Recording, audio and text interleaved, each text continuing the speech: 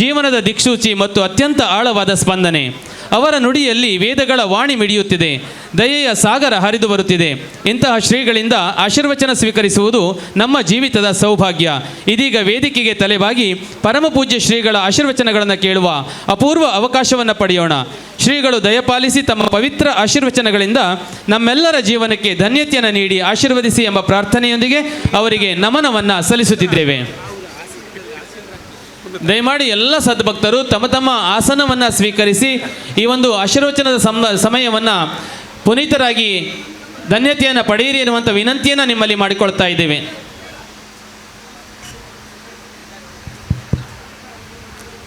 ರಾಮಾಯ ರಾಮಭದ್ರಾಯ ರಾಮಚಂದ್ರಾಯ ವೇದಸಿ ರಘುನಾಥಾಯ ನಾಥಾಯ ಸೀತಾಯ ಪತೇ ನಮಃ. ಅಜ್ಞಾನತಿಮಿರಾಂಧಸ್ಯ ಜ್ಞಾನಾಂಜನಶಲಾಕ ಚಕ್ಷುಂ ತಂಬಿಯೇನ ತಸ್ಮೈ ಶ್ರೀ ಗುರುವೇ ನಮಃ. ನನ್ನ ಆರಾಧ್ಯ ದೇವನ ಅಂತ ಶ್ರೀರಾಮಚಂದ್ರ ದೇವರಿಗೆ ವಂದಿಸ್ತಾ ಸ್ಥಳ ದೇವತೆಯಾದ ವನದುರ್ಗಾದೇವಿಗೆ ನಮಸ್ಕರಿಸ್ತಾ ಈ ಒಂದು ಪವಿತ್ರವಾದ ವೇದಿಕೆಯಲ್ಲಿರ್ತಕ್ಕಂಥ ಎಲ್ಲ ನನ್ನ ಪರಮ ಶಿಷ್ಯವರ್ಗವೇ, ಸಭಾಂಗಣತಕ್ಕಂಥ ಭಗವತ್ ಸ್ವರೂಪಿ ಬಂಧುಗಳೇ, ಸುಖಸ್ಯ ಮೂಲಂ ಧರ್ಮ ಅಂತ ಋಷಿವಾಣಿ. ನಾವೆಲ್ಲ ಧರ್ಮದಲ್ಲಿ ಇರಬೇಕು ಅಂತ ಋಷಿ ಮುನಿಗಳೇ ಹೇಳಿದರು. ಆ ಧರ್ಮವನ್ನು ಮತ್ತೆ ಜಾಗೃತಿಗೊಳಿಸ್ತಕ್ಕಂಥ ಕೆಲಸವನ್ನು ಇವತ್ತು ಕೋಣಲ್ಲಿ ಭಾಗದ ನಮ್ಮ HR ನಾಯಕರ ತಂಡ ಮಾಡ್ತಾ ಇದೆ. ಬಹುದೊಡ್ಡ ಶ್ಲಾಘನೀಯ ಕೆಲಸ ಅಂತ ಹೇಳ್ಬೋದು. ಯಾಕಂದರೆ ನಮ್ಮಲ್ಲಿ ಧರ್ಮ ಇದೆ, ಮತ್ತೆ ಅದನ್ನು ಜಾಗೃತಿ ಮಾಡಿಸೋದು. ಒಳಗೆ ಇದೆ, ಅದು ಅನೇಕ ಪದರಗಳಿಂದ ಮುಚ್ಚಲ್ಪಟ್ಟಿದೆ. ಆನಂದಮಯ ಕೋಶದ ಭಗವಂತನನ್ನು ಕಾಣಬೇಕಾದರೆ ಅನ್ನಮಯ, ಪ್ರಾಣಮಯ, ಮನೋಮಯ, ವಿಜ್ಞಾನಮಯ, ಆನಂದಮಯ ಕೋಶ ಕಡೆಗೆ ಹೋಗಬೇಕು. ಸುಮ್ಮನೆ ಹೋಗಲಿಕ್ಕೆ ಆಗುವುದಿಲ್ಲ. ಧರ್ಮದ ಎಲ್ಲ ಆಯಾಮಗಳನ್ನು ನಾವು ತಿಳ್ಕೋಬೇಕು. ವಸುದೈವ ಕುಟುಂಬಕ್ಕಂತೆ ಬರೀತೇವೆ. ಇಲ್ಲಿ ಕಾನೂನು ವಿದ್ವಾಂಸರು, ನಮ್ಮ ವಕೀಲರು, ಹೈಕೋರ್ಟ್ ಇದ್ದಾರೆ, ಅಲ್ಲಿ RG ನಾಯಕರು ಇದ್ದಾರೆ, 40 ವರ್ಷದ ಪರಮ ಶಿಷ್ಯ ಇಲ್ಲಿ ನಮ್ಮ ಹರೀಶ್ ಪುಂಜ ಇದ್ದಾರೆ. ಅವರೇನು ಹೇಳ್ತಾರೆ? Equality before law, article 14. 15 ಏನಿರ್ತದೆ? There is no discrimination on the basis of caste, race, religion and community. ಜಾತಿ, ಮತ, ಲಿಂಗದ ಆಧಾರದಲ್ಲಿ ತಾರತಮ್ಯವನ್ನು ಮಾಡಬೇಡಿ ಅಂತ ಅಲ್ವಾ? ಆಮೇಲೆ ಒಂದು ಬರ್ತದೆ, ಟೀಚರ್ನವರು ಮಾಸ್ಟರ್ನವರು ಇದ್ದರೆ ಇರ್ತದೆ ಊಟ ಮಾಡುವಾಗ, ಓಂ ಸಾನಾವತು ಸಾನೌ ಪುನಕ್ತು ಸವೀರ್ಯಂ ಕರಾವೈ ತೇಜಸ್ವಿನಾವಧೀತಮಸ್ತು ಮಾ ವಿದ್ವಿಷಾಯ ಓಂ ಶಾಂತಿ ಶಾಂತಿ. ಶಾಂತಿ ಮಂತ್ರ ಇದು ಪರಸ್ಪರ ಏನನ್ನು ಹೇಳ್ತದೆ? ಈ ಪ್ರಪಂಚದಲ್ಲಿರ್ತಕ್ಕಂಥ ಎಲ್ಲ ಜೀವರಾಶಿಗಳಿಗೆ ಪರಸ್ಪರ ಅನ್ಯೋನ್ಯತೆಯನ್ನು ಬೆಳೆಸಿದೆ. ಅದು ಪಂಚಭೂತಗಳಿರ್ಬೋದು, ಪೃಥ್ವಿತತ್ವ ನಮ್ಮ ಶರೀರದ ಅತಿ ಕೆಳಗಿರುತ್ತಾ ಮಲಪ್ರದೇಶ, ಜಲಪ್ರದೇಶ, ಅಗ್ನಿ ಪ್ರದೇಶ, ವಾಯು ಪ್ರದೇಶ, ಆಮೇಲೆ ಆಕಾಶ ಪ್ರದೇಶ, ಹೊರಗಿರ್ತಕ್ಕಂಥ ತತ್ವಗಳು.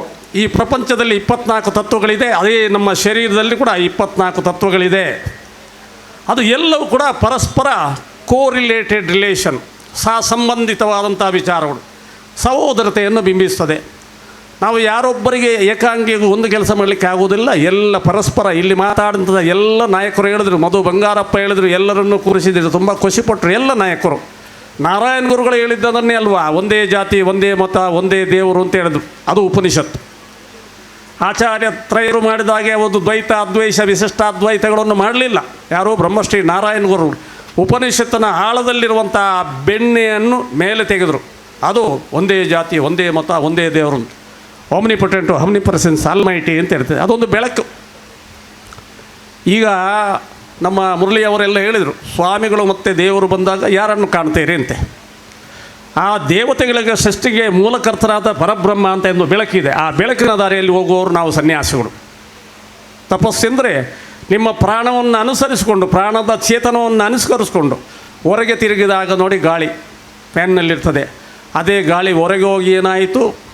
ತಾಯಿಯ ಗರ್ಭದಲ್ಲಿ ಮಗುವಿನೊಳಗೆ ಸೇರಿಕೊಂಡು ಪ್ರಾಣಶಕ್ತಿ ಆಯಿತು. ಹೊರಗೆ ಬಂದಾಗ ಅದೇ ಪ್ರಾಣಗಳು ಮತ್ತೆ ತುಂಬ ಪ್ರಬಲಗೊಂಡದು. ಪ್ರಾಣ, ಪಾನ, ಸಮಾನ, ಉದಾನ, ವ್ಯಾನ, ದೇವದತ್ತ, ಧನಂಜಯ, ಕರ್ಕರ, ಕೂರ್ಮ, ನಾಗ ಎಂಬ ವಿಭಿನ್ನ ಪ್ರಾಣಗಳಾಗಿ ನಮ್ಮ ಶರೀರವನ್ನು ರಕ್ಷಣೆ ಮಾಡಿತು. ಈ ಪ್ರಾಣಗಳನ್ನು ಅರಿತು ಒಬ್ಬ ಸನ್ಯಾಸಿ ಆದವ ಪ್ರಾಣದ ಸೂಕ್ಷ್ಮತೆಯನ್ನು ಅರಿತು ತನ್ನ ಯಾವುದೇ ಒಂದು ಅಂಗದಿಂದ ಊರ್ಧ್ವಮುಖವಾಗಿ ಕಣ್ಣು, ಕಿವಿ, ಮೂಗು, ಬಾಯಿ ಯಾವುದರ ಮುಖಾಂತರ ಅಥವಾ ನಮ್ಮ ಶಿರಸ್ಸಿಂದ ಪ್ರಾಣವನ್ನು ಬಿಡಬಲ್ಲ. ಅಂದರೆ ಅದು ಅಧ್ಯಾತ್ಮದ ಸೂತ್ರಗಳು. ಅಂಥ ಸೂತ್ರಗಳು ಇವತ್ತು ಹಿಮಾಲಯದಲ್ಲಿ ಬಾಕಿಯಾಗಿದೆ, ಇಲ್ಲಿಗೆ ಬರಲಿಲ್ಲ. ಅಥವಾ ಅದಕ್ಕೆ ಗುರು ಪರಂಪರೆ ಕೆಳಗೆ ಇಳಿಲ್ವೋ ಗೊತ್ತಿಲ್ಲ. ನಮ್ಮದು ಆದರೆ ಅವಧೂತ ಪರಂಪರೆ, ಸಾಕ್ಷಾತ್ ನಿತ್ಯಾನಂದರು ಅಂದರೆ ಪರಮಾತ್ಮ ಅಂತ ಹೇಳ್ತೇವೆ, ಮೂಲ ಪರಂಪರೆ. ಅವರು ಸತ್ತವರನ್ನು ಕೂಡ ಬದುಕಿಸ್ತಾರೆ.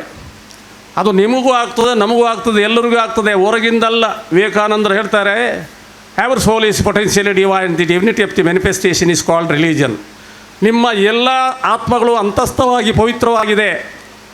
ನಿಮ್ಮ ಎಲ್ಲರೂ ನೀವು ಪವಿತ್ರಾತ್ಮರೇ ಆಗಿದ್ದೀರಿ. ಆ ಪವಿತ್ರತೆ ಉಂಟಲ್ಲ, ಅದು ಅಂತಸ್ಥವಾಗಿದೆ. ಅದಕ್ಕೊಂದು ಮಬ್ಬು ಬಂದಿದೆ, ಮೋಡ ಬಂದಿದೆ.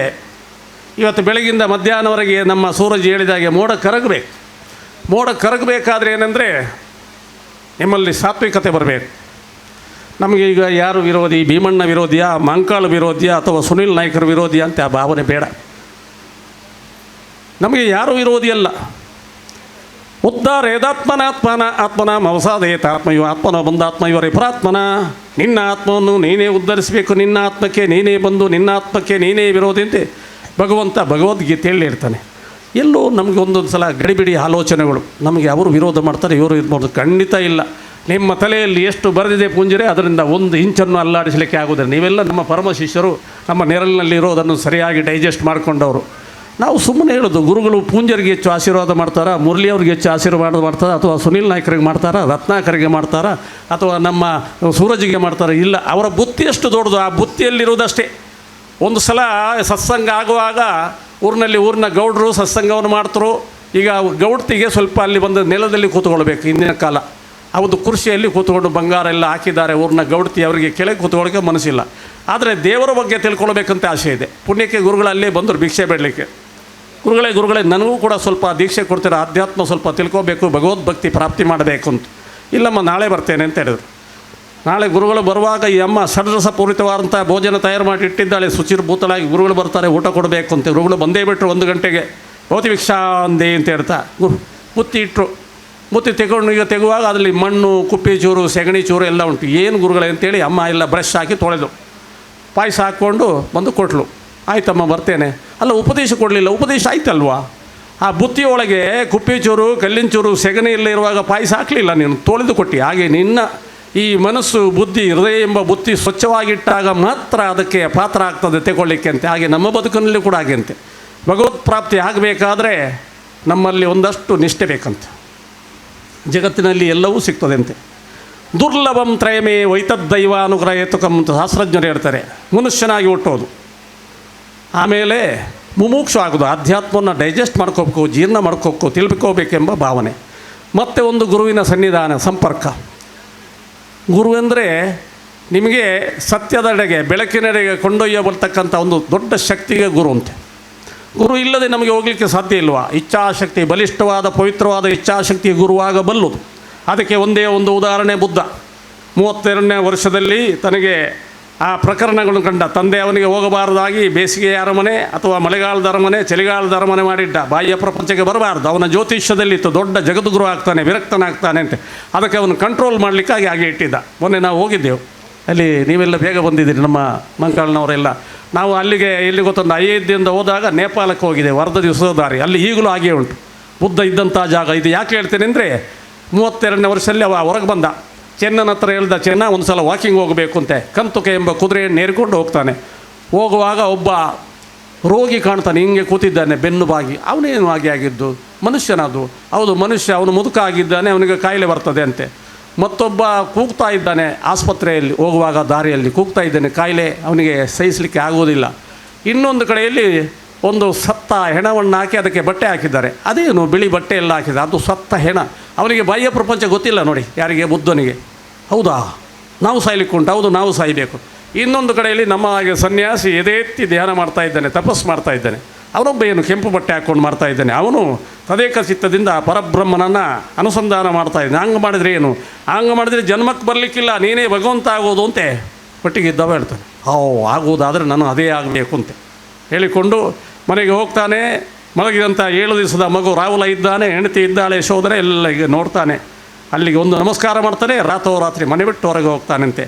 5 ವರ್ಷ ಕಾಡು ಮೇಡು ತಿರುಗಿದ, ಮೂಗು ಬಾಯಿ ಎಲ್ಲ ಮುಚ್ಚಿದ, ಕಿವಿಯಿಂದ ಕಣ್ಣಿಂದ ರಕ್ತ ಬಂತು. ಕಠೋರವಾದ ಹಠಸಾಧನೆಯನ್ನು ಮಾಡಿದ. 32ರಿಂದ 37ರವರೆಗೆ ಕಾಡು ಮೇಡು ತಿರುಗಿದ.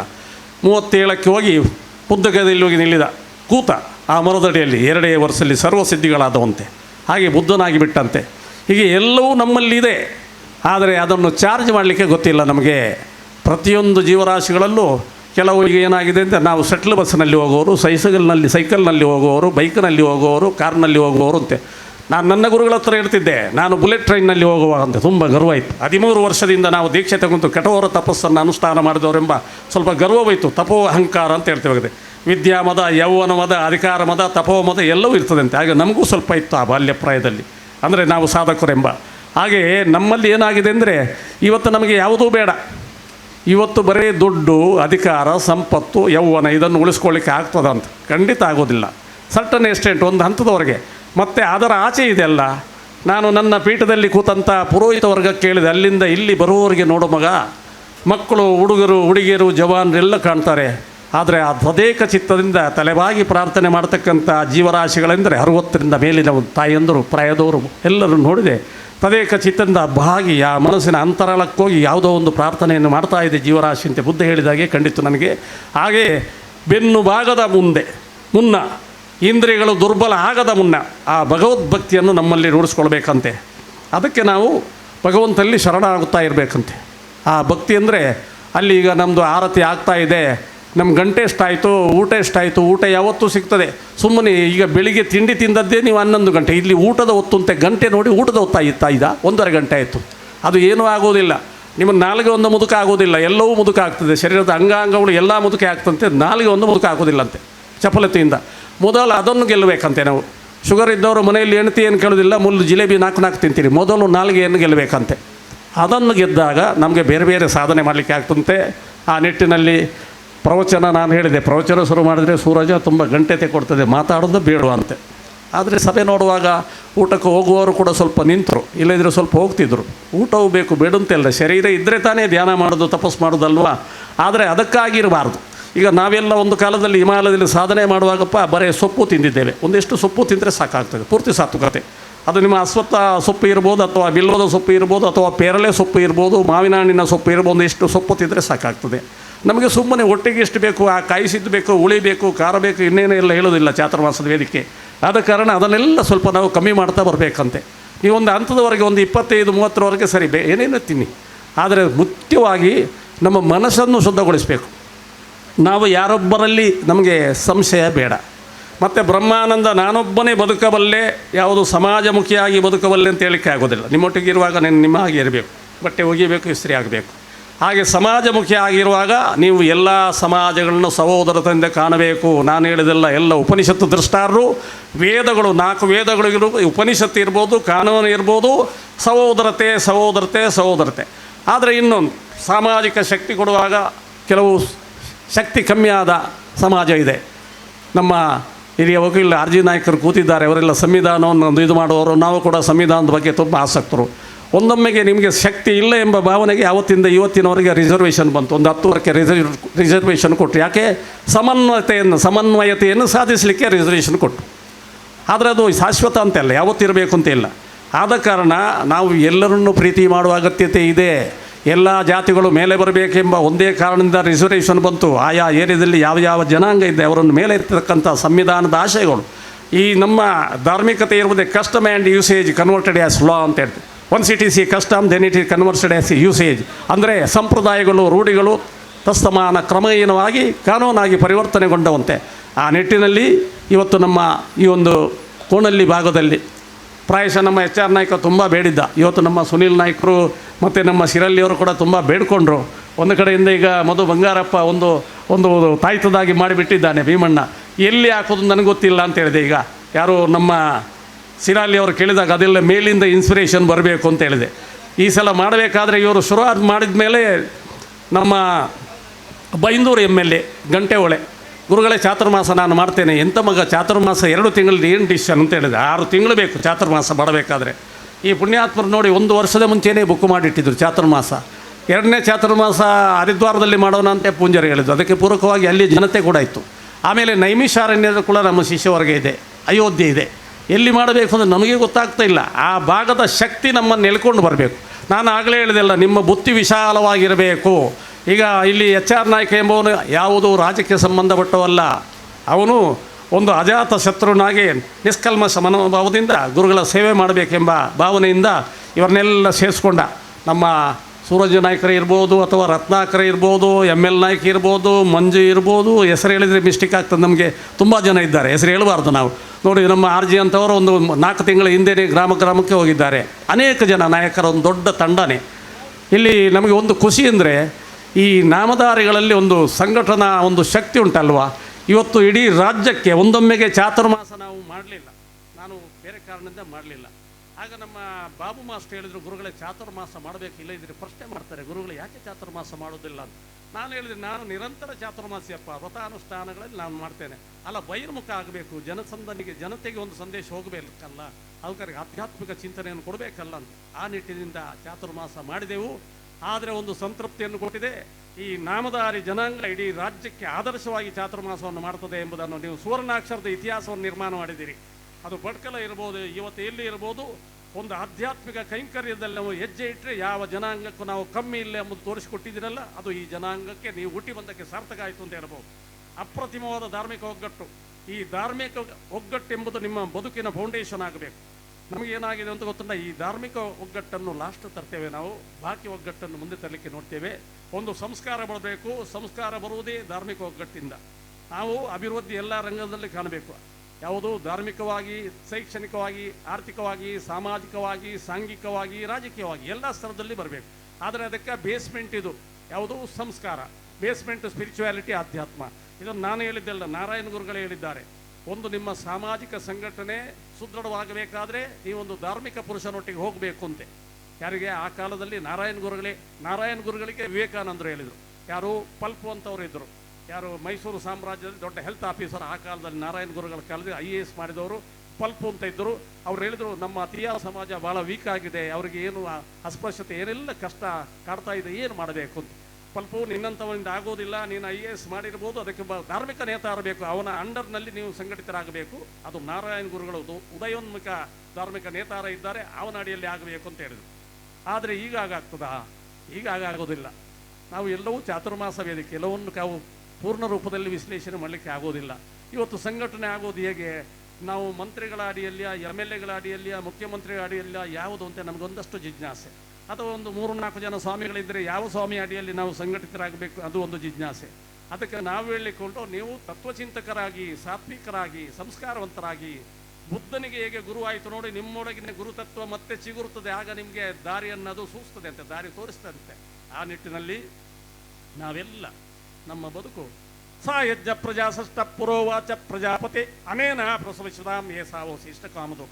ಅಂದರೆ ಇದು ಕರ್ಮಯೋಗದ 10ನೇ ಶ್ಲೋಕ ಇರ್ತದೆ. ಸ ಯಜ್ಞ ಪ್ರಜಾಸಷ್ಟ ಪುರೋವಾಚ ಪ್ರಜಾಪತಿ ಅನೇನ ಪ್ರಸವಿಸಿದಾಂ ಏಸಾವೋಸಿ ಇಷ್ಟ ಕಾಮದು ಅಂತೆ. ನಿಮ್ಮನ್ನು ಹುಟ್ಟಿಸುವಾಗ ನಾನು ಯಜ್ಞಗಳನ್ನು ಸೃಷ್ಟಿ ಮಾಡಿದ್ದೇನೆ, ಆ ಯಜ್ಞಗಳು ನಿಮ್ಮ ಇಷ್ಟಾರ್ಥಕ್ಕೆ ಕಾಮಧೇನು ಆಗಲಿ ಅಂತ ಬ್ರಹ್ಮದೇವರು ಹೇಳ್ತಾರೆ ಅಂತೆ. ಕೃಷ್ಣ ಅರ್ಜುನನಿಗೆ ಹೇಳ್ತಾನೆ. ಅಂದರೆ ನೋಡಿ, ಇಲ್ಲಿರುವಂಥ ಎಲ್ಲ ನಮ್ಮ ಶಾಸಕರಿದ್ದಾರೆ, ಮಂತ್ರಿಗಳಿದ್ದಾರೆ, ಅನೇಕ ನಾಯಕರಿದ್ದಾರೆ. ದಿನನಿತ್ಯ ನೀವು ಜನರ ಕೆಲಸ ಮಾಡ್ತೀರಿ.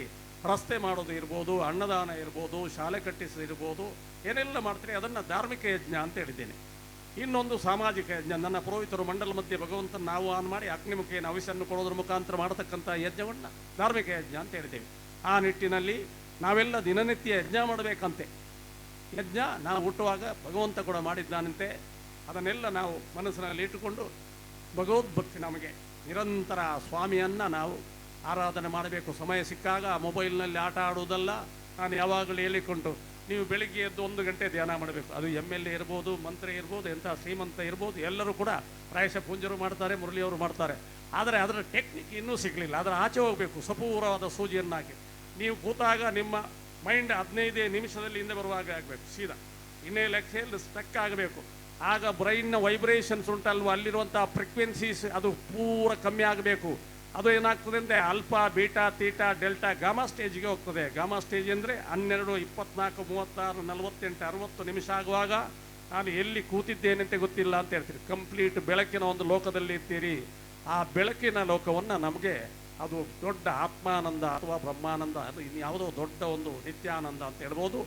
ಆಗ ಬ್ರೈನ್ನಲ್ಲಿರುವಂಥ ಪಿನಿಯಲ್ ಆ್ಯಂಡ್ ಪಿಟ್ಯುಟರಿ ಗ್ಲ್ಯಾಂಡ್ಸ್ ಉಳ್ಳತ್ತ ನ್ಯೂರೋ ಹಾರ್ಮೋನ್ಸನ್ನು ಕೊಡ್ತದೆ. ಅದು ಡೋಪಮೈನ್, ಸೆರೋಟೋನ್, ಮೆಲಟೋನ್ ಇರುತ್ತೆ. ಇದು ಯಾಕೆ ಹೇಳ್ತೀರಿ ಅಂದರೆ, ನಾವು ಇವತ್ತು ನಮ್ಮ ಆರೋಗ್ಯಕ್ಕೆ ದೊಡ್ಡ ಕೊರತೆ, ನಮ್ಮದು ಅವಿಶ್ವಾಸ, ಅಪನಂಬಿಕೆ, ಭಯ ಎಲ್ಲವೂ ನಮ್ಮಲ್ಲಿದೆ. ಅದನ್ನು ಯುಟಿಲೈಸ್ ಮಾಡಲಿಕ್ಕೆ ಗೊತ್ತಿಲ್ಲ. ಸುಮ್ಮನೆ ಹೋಗಿ ಡಾಕ್ಟ್ರ್ ಹತ್ರ ಹಾಗೆ ಹೀಗೆ ಅಂತೆ ಡಾಕ್ಟ್ರು ಪರೀಕ್ಷೆ ಮಾಡಿ ಆಲ್ ರೈಟ್ ಗೋ ನಾವು ಯು ಆರ್ ಪರ್ಫೆಕ್ಟ್ ಅಂತ ಹೇಳಿದ್ರೆ ಒಂದು ನೆಮ್ಮದಿ ಆಗ್ತದೆ. ಅದಕ್ಕೆ ನಾನು ಹಿಡಿದು ನಮ್ಮ ಬ್ರೈನ್ ಉಂಟಲ್ಲ, ಈ ಆಕಾಶ ತತ್ವ ಅದೊಂದು ಅಲ್ಟಿಮೇಟ್ ಮೆಡಿಸಿನ್ ಸೆಂಟರ್ ಅಂತ ಹೇಳ್ಬೋದು. ಯಾವುದು ಮೆಡಿಟೇಷನನ್ನು ನಾವು ಹೇಳ್ಬೋದು. ಆದ ಕಾರಣ ನಾವು ಹೆಚ್ಚೆಚ್ಚು ಈ ಚಾತುರ್ಮಾಸದ ಉದ್ದೇಶವೂ ಅಷ್ಟೇ, ನಾವು ದಿನನಿತ್ಯ ಧಾರ್ಮಿಕ ಸಂದೇಶಗಳನ್ನ ಪ್ರವಚನದ ಮುಖಾಂತರ ಇರ್ಬೋದು, ಇಲ್ಲಿ ಆಗತಕ್ಕಂಥ ಧಾರ್ಮಿಕ ಕೈಂಕರ್ಯದ ಮುಖಾಂತರ ಇರ್ಬೋದು, ಒಟ್ಟಾರೆ ಮೇಲೆ ಜನರನ್ನು ಪರಿವರ್ತಿಸ್ತಕ್ಕಂಥ ದೊಡ್ಡ ಜವಾಬ್ದಾರಿ ನಾವು ಸನ್ಯಾಸಿಗಳಾದ ನಮಗೂ ಇದೆ, ನೀವೆಲ್ಲ ಸರ್ಕಾರದ ಪ್ರತಿನಿಧಿಗಳಾದ ನಿಮಗೂ ಇದೆ. ಅದಕ್ಕೆಲ್ಲ ರಾಜ ಪ್ರತ್ಯಕ್ಷ ದೇವತಾ ಅಂತ ಹೇಳ್ತೇವೆ. ಆವಾಗ ದೇವತೆಗಳು ಒಂದು ಕಾಲದಲ್ಲಿ ಇದ್ರು, ಈಗ ದೇವತೆಗಳಿಲ್ಲ ಅಂತೆ. ಆಗ ಭೀಷ್ಮರು ಹೇಳ್ತರು, ಯಾರು ಧರ್ಮರಾಯ ಕೃಷ್ಣ ಹತ್ರ, ಈಗ ದೇವತೆಗಳು ಯಾರೆಂದರೆ ಮಂತ್ರಿ ಮತ್ತು ಯಾರು ಶಾಸಕರು ಅಂತ ಹೇಳ್ತಾರೆ ಭೀಷ್ಮರು. ಅವ ಕಾಲಾಯ ತಸ್ಮೈ ನಮ ಅಂತ ಹೇಳಿದ್ರು. ಇಲ್ಲ, ಕಾಲ ಏನು ಹಾಳಾಗೋದಿಲ್ಲ ಮಗ, ರಾಜ ಕಾಲಸ್ಯ ಕಾರಣ ಅಂತ ಹೇಳ್ತಾರೆ ಭೀಷ್ಮರು. ಕಾಲ ಹಾಳಾಗಲಿಕ್ಕೆ ಕಾರಣ ರಾಜ ಅಂತೆ. ದೇಶವನ್ನು ಆಳತಕ್ಕಂಥ ಪ್ರತಿನಿಧಿ ಅವನು. ಹೇಗೆ ಗರ್ಭದಲ್ಲಿರ್ತಕ್ಕಂಥ ಮಗು ಏನು ಕೇಳೋದಿಲ್ಲ, ಉಪ್ಪು ಹುಳಿ ಖಾರ ಅಂತ ಹೇಳೋದಿಲ್ಲ, ಅದು ಕೂಗುವುದಿಲ್ಲ, ತಾಯಿಗೆ ಸಂವೇದನೆ ಇದೆ, ಯಾವುದನ್ನು ಕೊಟ್ಟರೆ ಹೊಳಿತು ಯಾವುದು ಕೆಡುಕು ಅಂತ ಗೊತ್ತಿದ್ದು ಕೊಡ್ತಾಳಂತ ಆಹಾರ. ಅದೇ ಥರ ಸಾಮ್ರಾಜ್ಯ ನಡೆಸ್ತಕ್ಕಂಥ ಒಂದು ದೇಶ ರಾಜ್ಯವನ್ನು ನಡೆಸ್ತಕ್ಕಂಥ ಪ್ರದೇಶವನ್ನು ನಡೆಸ್ತಕ್ಕಂಥ ನಾಯಕ ತನ್ನ ಪ್ರಜೆಗಳಿಗೆ ಏನು ಬೇಕು ಅಂತ ತಿಳಿದು ಕೊಡ್ತಾನಲ್ಲ, ಅದಕ್ಕೆ ಅವನನ್ನು ದೇವತೆ ಅಂತ ಹೇಳಲ್ಪಡ್ತದೆ ಶಾಸ್ತ್ರದಲ್ಲಿ. ಆ ನಿಟ್ಟಿನಲ್ಲಿ ನಮಗೂ ಜವಾಬ್ದಾರಿ ಇದೆ. ನಾವು ಸನ್ಯಾಸಿಗಳು ರಾಜ ತಪ್ಪಿದಾಗ ರಾಜನಿಗೆ ಸಂದೇಶ ಕೊಡೋದು, ಅದನ್ನು ನಾವು ಇಲ್ಲಿಂತ ಇಲ್ಲ, ರಾಜಸ್ಥಾನ ಇರ್ಬೋದು, ಗುಜರಾತ್ ಇರ್ಬೋದು, ಜಾರ್ಖಂಡ್ ಇರ್ಬೋದು, ಯಾವುದೇ ನಮ್ಮ ಪ್ರವಾಸದಲ್ಲಿರುವಾಗ ಕೂಡ ತಪ್ಪಿದವನಿಗೆ ನಾವು ಆ ಮಾತನ್ನು ಹೇಳಿದ್ದೇವೆ, ನೋಡು ಮಗ ನೀವು ಹೀಗೆ ಹೋಗೋದು ಸರಿಯಲ್ಲ ಅಂತೆ. ಆವಾಗ ಎಷ್ಟೋ ನಮ್ಮ ಶಿಷ್ಯರು ಇಲ್ಲಿಕೊಂಡು ಸ್ವಾಮಿ ಅವರಿಗೆ ಬೇಸರ ಆಗೋದಿಲ್ಲ. ನಾವು ನೋಡಿ ನಮ್ಮ ತತ್ವ ಏನಂದರೆ ತಪ್ಪಿದ ವ್ಯವಸ್ಥೆಯನ್ನು ತಿದ್ದುವುದು. ಮತ್ತು ನಾವು ಯಾವುದಕ್ಕೂ ಡಿಪೆಂಡ್ ಅಲ್ಲ. ಸನ್ಯಾಸಿ ಆದವ ಯಾವುದೇ ಅಪೇಕ್ಷೆಯನ್ನು ಇಟ್ಕೋಬಾರ್ದು. ಈಗ ಇಷ್ಟು ನೀವು ಜನ ಸೇರಿದ್ರಿ, ಇಷ್ಟು ಜನ ಸೇರಿಸಿದರೆ ಬ್ರಹ್ಮಾನಂದನಿಗೆ ಶಕ್ತಿ ಬರುವುದಲ್ಲ. ಬ್ರಹ್ಮಾನಂದನಿಗೆ ಶಕ್ತಿ ಯಾವತ್ತೂ ಇರ್ತದೆ, ಹೆಚ್ಚಾಗುವುದು ತಪಸ್ಸಿನಿಂದ. ಬ್ರಹ್ಮಾನಂದನ ಶಕ್ತಿ ಯಾವುದು ತುಂಬ ಅದ್ಭುತವಾಗುವುದು. ನಾವು ಎಷ್ಟು ದಿನ ಮೌನ ಆಧಾರಣೆ ಮಾಡ್ತೇನೆ, ಎಷ್ಟು ಆಹಾರವನ್ನು ಬಿಡ್ತೇನೆ, ಎಷ್ಟು ಶ್ವಾಸಗಳನ್ನು, ಇದರ ಆಧಾರದಲ್ಲಿ ಬ್ರಹ್ಮಾನಂದನ ತಪಸ್ಶಕ್ತಿ ಬಲಿಷ್ಠ ಆಗುವುದಂತೆ. ಆದರೆ ಒಂದು ಕರ್ತವ್ಯ ಇದೆ, ಪೀಠಸ್ಥ ಸನ್ಯಾಸಿ ಆದ ಕಾರಣ ಸಮಾಜವನ್ನು ಬೆಳೆಸುವುದು, ಸಮಾಜವನ್ನು ತಿದ್ದುವುದು, ಸಮಾಜಕ್ಕೆ ಶಕ್ತಿಯನ್ನು ಕೊಡುವುದು. ಆ ನಿಟ್ಟಿನಲ್ಲಿ ಇವತ್ತು ಭಾಳಷ್ಟು ನೋಡ್ತೇನೆ. 3 ತಿಂಗಳಿಂದ ನಮ್ಮ ಎಲ್ಲ ಒಂದು ತಂಡೋಪತಂಡವಾಗಿ ಸುಗ್ರೀವಾಜ್ಞೆ ಅಂತೇಳಿ ನೀವು ಹೇಳ್ತೇವೆ, ಸರ್ಕಾರದವರು ಮಾಡುವಂಥವ್ರು. ಇಲ್ಲಿ ಮಂತ್ರಿಗಳಿದ್ದೀರಿ, ಭೀಮಣ್ಣ ಶಾಸಕರು ಇದ್ದೀರಿ, ನಾಯಕರಿದ್ದೀರಿ, ನಮ್ಮ ಶಿವಾನಂದ ನಾಯಕರು ನಮ್ಮ ಭಾಳ ಹಳೆಯ ಶಿಷ್ಯರು ಇದ್ದಾರೆ. ಸುಗ್ರೀವಾಜ್ಞೆ ಅಂದರೆ ಕೂಡಲೇ ಇಮಿಡಿಯೇಟ್ ತುರ್ತು ಪಾಸು. ಹಾಗೆ ಅಲ್ಲಿ ಸುಗ್ರೀವ ಕೂಡಲೇ ಒಂದು ಆದೇಶ ಕೊಡ್ತಾನೆ, ಅಲ್ಲಿ 4 ದಿಕ್ಕಿಗೆ ಹೋಗಿ ಸೀತಾದೇವಿ ಎಲ್ಲಿದ್ದಾರೆ ಹುಡುಕು ಬರಬೇಕು ಅಂತ, ಇಲ್ಲದೆ ನಿಮ್ಮ ತಲೆ ತೆಗೆಯುತ್ತೇನೆ ಗಡುವು ಕೊಡ್ತಾನೆ ತಿಂಗಳು. ಅದೇ ಥರ ಇಲ್ಲಿ ಕೂಡ ಹಾಗೆ ಸಮಯ ಕಮ್ಮಿ ಇತ್ತು ನಮಗೆ, 3-4 ತಿಂಗಳು ಪೂರಾ 4 ದಿಕ್ಕುಗಳಿಗೆ ನಮ್ಮ ಸುರಿಗೆ ಆರ್ ಜಿ ನಾಯಕನವತ್ತು ಎಚ್ ಆರ್ ನಾಯಕರು ಎಲ್ಲ ಮಾಡಿದ್ರು, ತಂಡ ರಚನೆ ಮಾಡಿದ್ರು. 4 ದಿಕ್ಕುಗಳಿಗೆ ಎಲ್ಲ ಹೋಗಲಿ ಜನ ಅಂತೆ. ಆ ಕಡೆಯಿಂದ ಹೊನ್ನಾವರದವರೆಲ್ಲ ಬಂದರು, ನಮ್ಮ ಟಿ ಟಿ ನಾಯಕರು, ಅಮನ್ ನಾಯಕರು ಇರ್ಬೋದು, ಅನೇಕ ಅಲ್ಲಿ ಭಾಳಷ್ಟು ನಾಯಕರು, ನಾವು ಹೆಸರು ಇರೋದಿಲ್ಲ. ಇಲ್ಲಿ ನಮ್ಮ ಮಂಜುನಾಥ್ ನಾಯಕರು, ಎಚ್ ಆರ್ ನಾಯಕರ ತಂಡ ಇರ್ಬೋದು, ಸೂರಜ್ ರತ್ನಾಕರ, ಎಮ್ ಎಲ್ ನಾಯಕ, ಅನೇಕರು ಎಲ್ಲರೂ ಸೇರಿಕೊಂಡು ದೊಡ್ಡ ತಂಡವನ್ನು, ಗಜ್ಜು ನಾಯಕ, ಅನೇಕ ಹಿರಿಯರು ಸೇರಿಕೊಂಡು ದೊಡ್ಡ ತಂಡನೇ ರಚನೆ ಮಾಡಿದರು. ರಚನೆ ಮಾಡಿ ರಾತ್ರಿ ಒಂದು 3 ತಿಂಗಳು ನಿರಂತರ ಪರಿಶ್ರಮ ಮಾಡಿದ್ರು.